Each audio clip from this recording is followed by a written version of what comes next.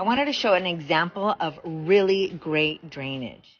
Older homes don't really have this, generally speaking, because number one, they didn't even know about drainage back, 80 to 100 years ago when they were building these houses. They didn't know that they needed to pack the concrete. They didn't know that they should reinforce concrete with steel, with rebar.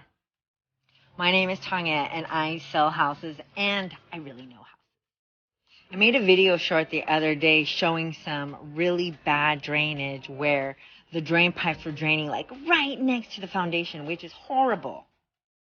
I also happen to specialize in really old houses, so houses that are at least 60 years old and up. So you usually don't see this kind of like super sexy drainage setup, and it is sexy because it's like so good, because I think protecting your foundation, which can be tens of thousands of dollars to repair, I think protecting that is really sexy, because saving money and protecting your investment to me is sexy, and you should make sure your house is sexy.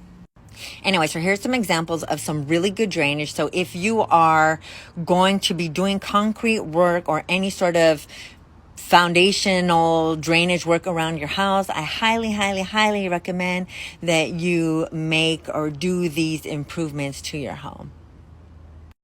So you can see the downspout deposits the rainwater. It collects into that PVC pipe. That PVC pipe goes under the ground, generally often towards like the front of the house, or sometimes it can go to another area where there's a sump pump. Anyway, it goes underground and it comes out to the front of the house, near to the sidewalk, sometimes at the curb, and like in this example, it drains the water.